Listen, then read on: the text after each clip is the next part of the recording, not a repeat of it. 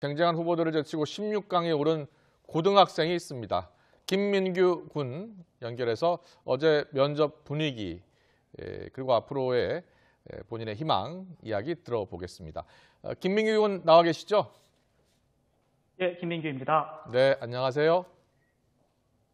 네, 안녕하세요. 네, 먼저 500여 명의 지원자 가운데 16강 16명 안에 진출하게 된 거 축하드립니다. 지금 학생이 고등학교 3학년이죠? 예, 축하 감사드립니다. 올해 고등학교 3학년이고요. 만 예. 18세입니다. 네, 만 18세. 수업은 오늘 끝났습니까?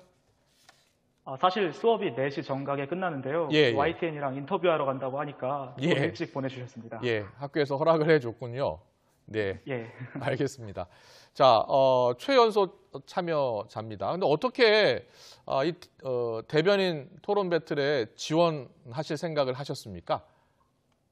이 대변인 토론 배틀이 국민의힘 당대표 선거 때 이준석 대표께서 들고 나오신 공약이지 않습니까? 예. 이게 바른정당 때부터 사실 관심 있게 지켜보던 이 대표님의 정견에 정확히 부합하는 활동이라고 생각은 하고 있었습니다.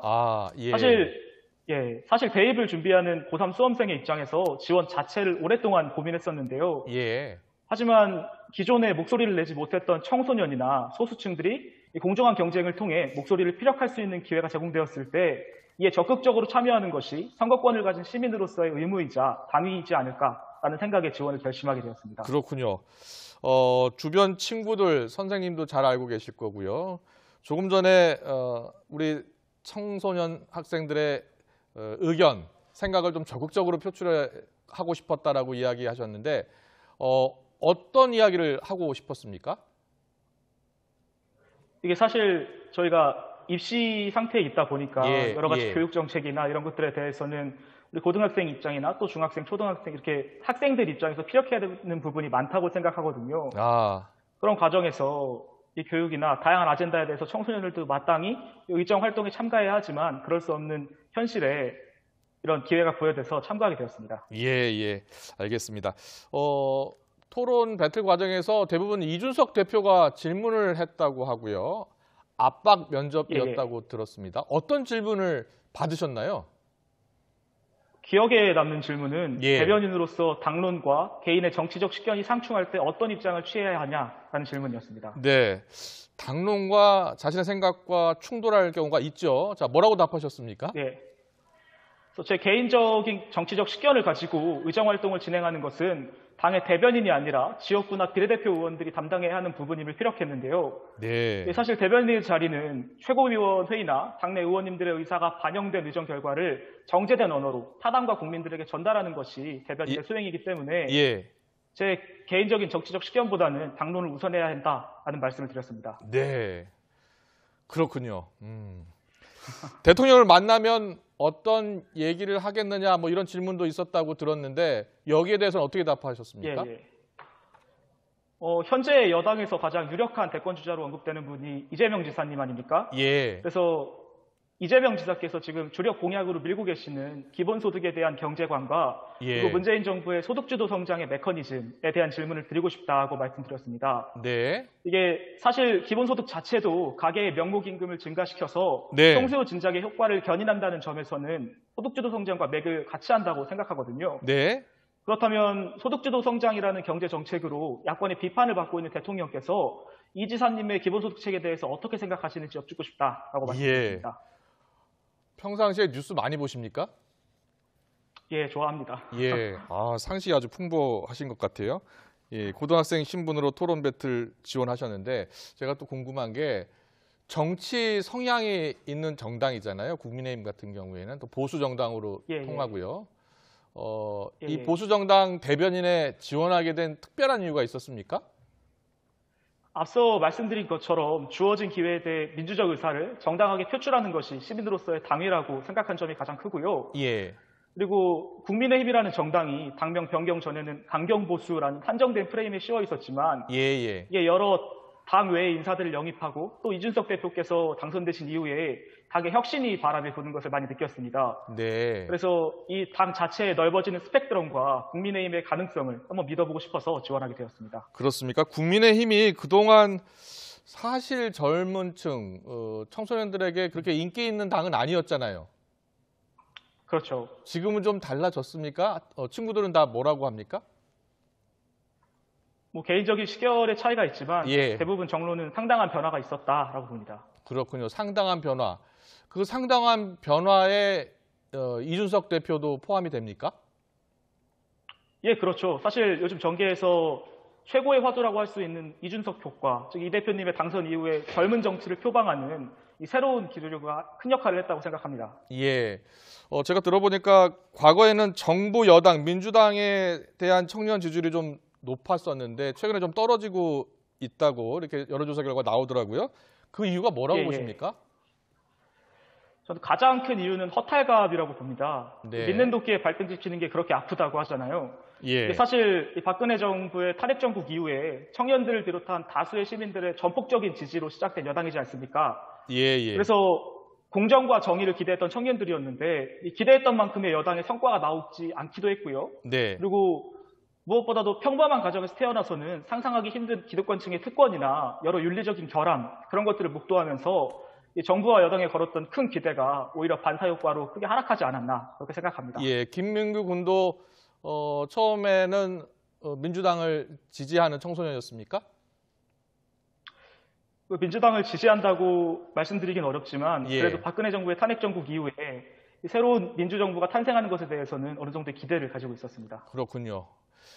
최근에 박성민 그 청와대 청년비서관 논란이 좀 있잖아요. 여러 가지 해석이 가능합니다.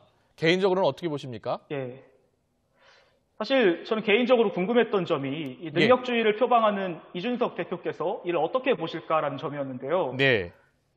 이철희 정무수석님 말씀을 들어보니까 이 박성민 비서관님의 능력이나 자질 등에 대해서 긍정적인 스탠스를 이 대표님이 취하셨다라고 말씀을 하시더라고요. 그리고 제가 함부로 판단할 수가 없는 것이 아직 그 비서관님께서 가시적인 정책이나 행보를 보이신 적이 없기 때문에 이 위법성이 없는 인선 사항을 갖다가 무턱대고 여당의 라인이라 불공정하게 인선이 진행되었다라고 단언하기에는 무리가 있다고 판단하고요.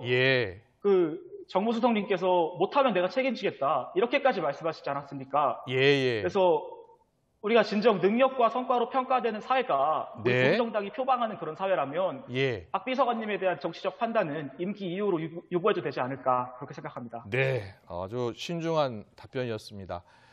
자, 만약에 대변인직에 임명이 된다면 당 일정에 동행도 해야 되고 또 언론과의 창구 역할도 해야 하는데 학업과 병행을 할 수가 있을까요? 어제 면접에서 황보승희 의원님께서 마지막으로 저한테 하셨던 질문인데요.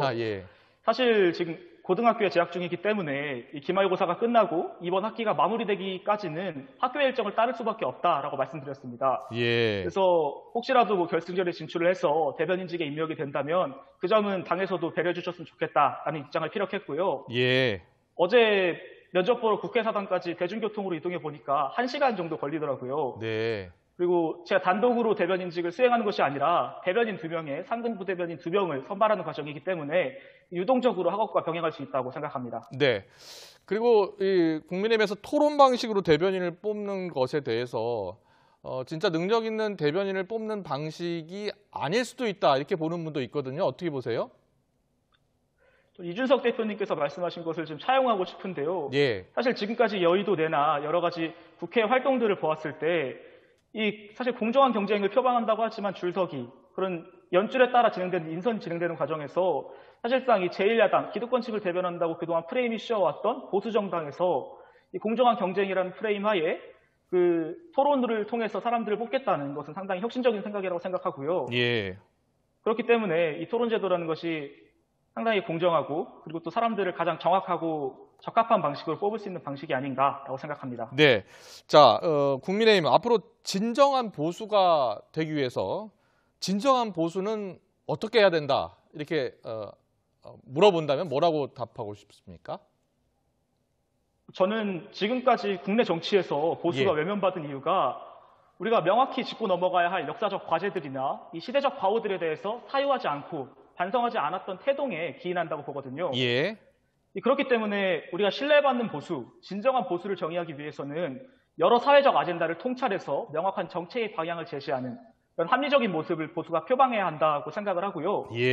그리고 이 보수 정당이라고 하면 기존의 기득권층을 대변한다라는 이미지에서 벗어나서 약자와 소외계층을 의정을 통해 포용하고 그리고 경제와 안보라는 전통적인 아젠다뿐만 아니라 환경이나 인권, 노동 등과 같은 다양한 의제에 새롭게 접근하여 살기 좋은 대한민국을 궁극적인 목적으로 하는 것이 진정한 보수다. 이렇게 말씀드리고 싶습니다. 네, 진정한 보수에 대한 평가 국민의힘이 잘 들었으면 좋겠습니다. 우리 정치가 자 마지막 질문입니다.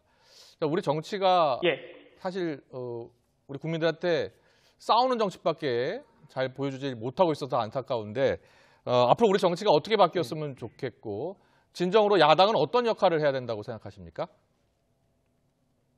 사실 야당의 가장 큰 역할이라고 생각한다면 온 국민이 공감하시겠지만 여당의 정치에 대해서 어느 정도 견제하는 역할이 필요하다고 생각하고요. 그리고 날개가 한쪽만 있으면 날 수 없는 것처럼 여야가 합치를 해서 정말 이상적인 국가의 방향으로 나아가야 하지만 지금 상황을 보시면 야당이 힘을 크게 쓰지 못하고 그 과정에서 뭐 여당의 입법안이나 이런 것에 대해서는 전혀 터치를 할 수 없는 상황이기 때문에 야당이 힘을 어느 정도 키워서 여야가 합치를 통해 이 합리적인 국정 운영을 이어가야 하지 않을까라고 생각합니다. 네, 합리적인 국정 운영.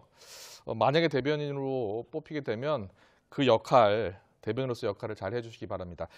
지금까지 국민의힘 토론 배틀 16강에 진출한 최연소 진출자입니다. 김민규 군과 이야기 나눠봤습니다. 잘 들었습니다. 고맙습니다.